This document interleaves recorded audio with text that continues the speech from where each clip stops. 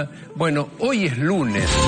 ¿Será un lunes histórico desde el punto de vista del mercado cambiario o para la economía de los argentinos?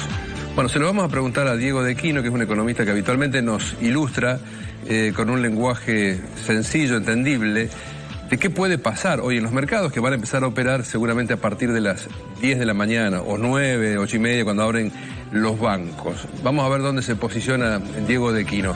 Esto fue fin del cepo, devaluación. ¿Qué análisis haces, Diego? Buen día, ¿cómo estás? Hola, buen día. ¿Qué tal? Buen día, ¿cómo les va?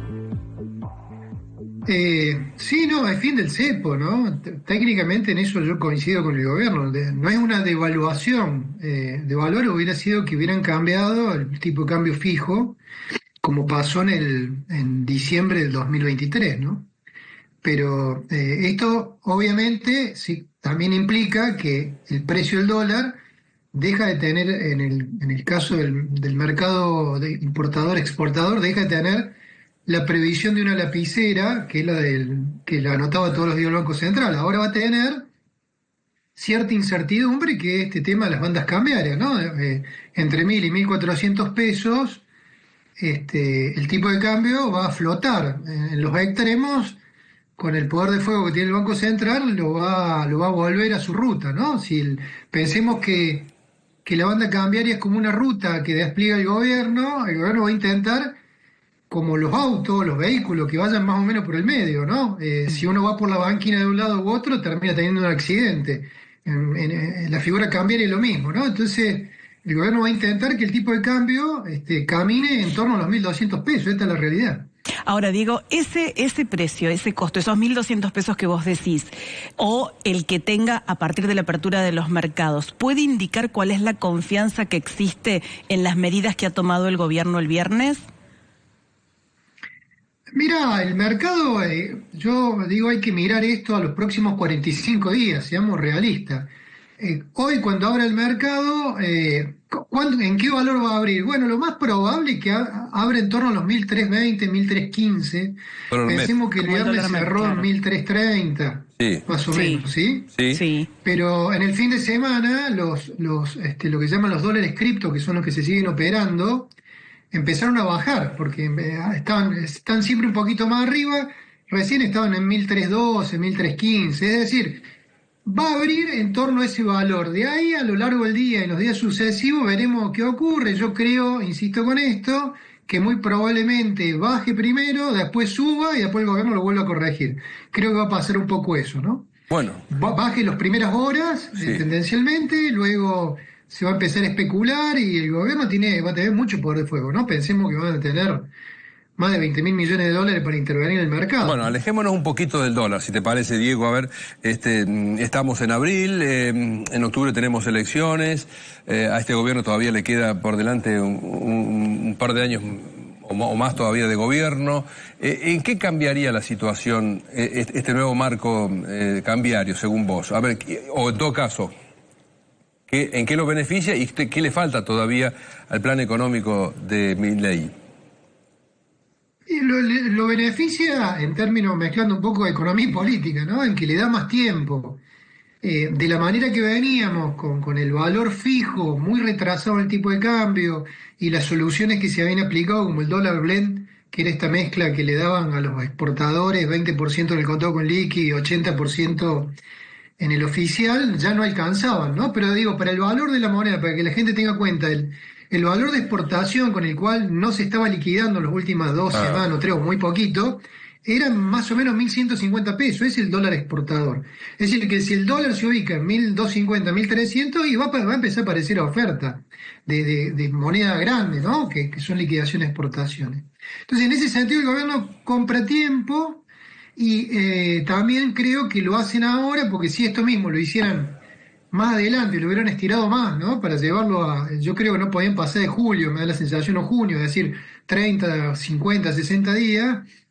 En ese caso, se hubieran quedado con muy poco tiempo para corregir para octubre, para las elecciones. Yo creo que acá compraron tiempo hasta octubre y tiempo para corregir. Ahora, las contras que ellos tienen es que el mercado, cuando yo digo el mercado, quiere decir los ciudadanos, no les crea, ¿no?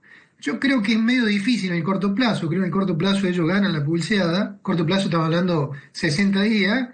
Pero bueno, el riesgo que tienen que no les crea, porque bueno, por el modelo de política económica que se viene trayendo, en donde todos los sectores ligados a la producción interna están muy dañados justamente por este atraso cambiario, ¿no? Comercio, industria, algunos temas de servicio como el turismo, ¿no? Están muy castigados. La construcción también, ¿no? Porque Argentina es dolarizado en construcción, está carísimo en términos de dólares, justamente por este retraso cambiario. Entonces, la amenaza que tienen es que la economía interna no les crea, entonces esto no tome color, ligado, ¿no? al cisne negro esto del gobierno de Estados Unidos con la guerra de tarifa, que esto la verdad que estamos en pleno torbellino. Yo creo que el factor no previsto por ello es ese, ¿no? Que nadie imaginaba que íbamos a estar a esta altura del año, con Trump encima un gobierno aliado, en semejante torbellino. Prueba de eso creo que es la visita del secretario del Tesoro, prueba de eso las filtraciones que hay de que Estados Unidos por ahí podría hacer un bilateral con Argentina, ¿no? De asistencia. Prueba de esto, ¿no? Del torbellino que no previeron en el cual estamos metidos. Esa es la amenaza principal. Vamos a lo doméstico, Diego. Por ejemplo, yo me fijo acá, el viernes cerró el Blue a 1.375, en Córdoba un poquito más. Si una persona hoy quiere ir al banco, a un banco o directamente a una casa de cambio, porque imagino que ya no se va a hablar más de dólar blue, ¿no es cierto? ¿Qué tiene que hacer? ¿Puede ir libremente? ¿No, lleva sus pesos y los cambia por dólares? ¿Cómo lo ves? No, bueno, sí, después de leer en detalle la nueva regulación, el dólar blue va a seguir existiendo y todo el tema de casa de cambio, porque todo lo que es en efectivo está muy restringido. Es decir, esta liberación del cepo, lo digamos simplemente, es como bancaria. Entonces, toda la plata en blanco que está en el banco sí se puede convertir sin andar haciendo operaciones de bolsa, de dólar MEP o cosas que la gente por ahí no entendía muy bien. Compra y vende dólares, un tipo de cambio que va a estar fijado a partir de que hablan los bancos a las 10 de la mañana aproximadamente. Ahora, si es con plata, cash, ¿no? Efectivo, los bancos ahí sí están limitados, de hecho pueden venderte solamente, creo que son 100 dólares por mes, claro, ¿no? Sí. Físicos. Sí. Ahora, si vos tenés millones de pesos en el banco, lo podés cambiar por los dólares que quieras, ¿no? Claro. Entonces, en ese sentido que creo que el blue va a seguir existiendo, va a tener un margen, pero bueno, a ver, de los múltiples tipos de cambios que teníamos hasta el viernes, esto lo que va a ocurrir es que esto se va a simplificar. Yo creo que vamos a tener 3 tipos de cambio. Vamos a tener un tipo de cambio libre, que este bancario que compramos vendemos. Vamos a tener el de la calle, ¿no? El que ando con plata o un turista tiene un billete y lo quiere cambiar, ¿no? Eso va a seguir existiendo. Ese va a tener un margen. Y después que va a seguir existiendo el dólar tarjeta, porque ese lo mantuvieron, que es que el que tiene el castigo del 30% de percepción de ganancia, ¿no? Uh-huh. Creo que vamos a que todo se ordene en todo esto, en torno a estos 3 tipos de cambio, donde uno va a ser el protagonista, que es el tipo de cambio del mercado, ¿no? El bancario va a ser, ese va a ser el 95-98% de todas las operaciones. O sea, Con lo cual creo que desde el punto de vista de la vida nuestra nos simplifica, como todo cambio, hay amenazas y riesgos, ¿no? Claro, o sea que yo te entendí bien. Si vos tenés una plata sobrante en la caja de ahorro del banco, o justo se te vence un plazo fijo que tenías, hiciste un ahorrito, vos vas al banco y le decís directamente, bueno, transformámelo en dólares. Lo haces vos a través de home banking, digamos, lo haces de manera... ¿Se puede claro. eso? Exactamente eso, Sí. vas a apretar el botoncito, ¿no? O en la Claro. aplicación del banco. Sí, claro. Claro. Esto es lo que va a pasar ahora, hoy veremos, los bancos han tenido que hacer una adaptación de los sistemas, ¿no? Este fin de semana, Pero ellos ya tenían para comprar y vender, lo que pasa es que era un valor absurdo, ¿no? Porque era 1070 o 1020, dependiendo si era venta-compra, ¿no? Sí. Mientras que el dólar MEP o el blue estaba, como sabemos, como vos decías, 1370, 1400. Hoy vamos a ver con qué dólar nos desayunamos, y lo que sí, ese valor se va a mover, ¿no? Que esto la gente lo tiene que tener en cuenta, no es que no va a cambiar, por ahí a una hora va a ser un valor, más tarde va a ser otro, de hecho de un día para otro probablemente cambie, fundamentalmente en estas primeras horas y días, ahí va a haber variabilidad. Yo insisto con esto, en los primeros 45 días es probable que haya una ida y vuelta, pero el gobierno tiene mucho poder para estabilizarlo, ¿no? Que es lograr que se ponga en un valor que ellos entiendan que le puede servir a la economía para que se liquiden exportaciones y para que la economía funcione, y que por otro lado no le coma las reservas, ¿no? Si ellos logran ese valor, que es el valor de equilibrio, sería que hoy necesitaría la Argentina, ahí se va a estabilizar, pero en el arranque, insisto, van a tener un pariente que compra más temprano, más caro, más barato, y uno va a comprar a la tarde más temprano, más caro, más barato. Diego,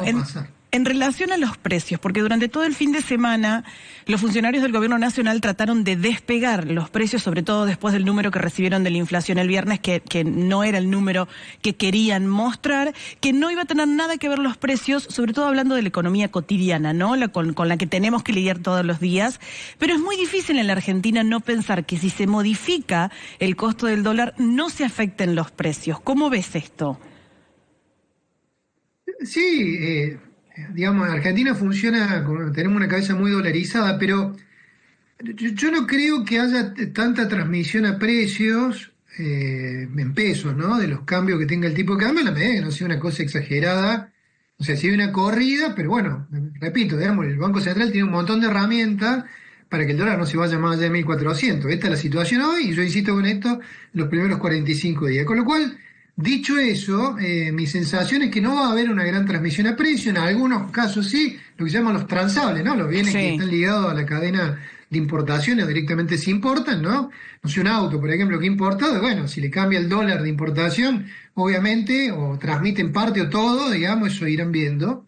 Pero ¿por qué digo que no va a haber tanta transmisión? Porque la inflación ha ido cayendo, por un lado, entonces hoy meter un remarque y los bolsillos se han ido haciendo más flacos, ¿no? Entonces hoy remarcar, muy probablemente alguien se quede con los stock guardados y no los pueda vender, ¿no? Y eso, la economía no viene floreciendo, la economía viene sobreviviendo, ¿no? Después del ajuste del año pasado, con lo cual yo creo que ahí hay un elemento que va a ayudar a que no haya una transmisión fuerte a precio. Y por otro lado, si uno mira la inflación que tenemos, esta que vos mencionás, que terminó dando 3,7, tiene que ver con precios no ligados al dólar en general, porque tiene que ver con alimentos, tiene que ver con algunos servicios como educación, ¿no? Que son los que han tironeado, ¿no? Que ahí la base inflacionaria es otra, tiene que ver con la inercia, con la recomposición de costos de salario, ¿no? Hay otros motivos que ayudan a entender por qué esa inflación empezó o tuvo este salto del 2,4 al 3,7 y probablemente sigue empujando, ¿no? Porque son cosas que están todavía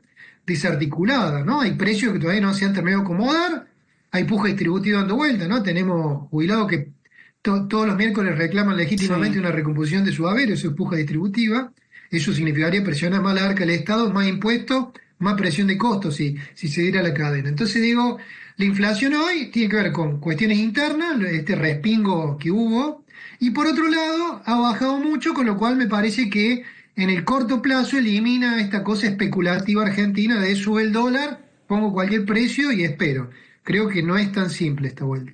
Bien, Diego, como siempre, muy amable, ¿eh? Súper claro. Hay que repetir esta charla mañana a esta hora, dale, donde ya vamos a tener un panorama más claro, ¿o no? Mañana te volvemos a llamar a la misma hora. Gracias, Diego. Dale. Gracias, Diego. Que tengan buen día. Buen día.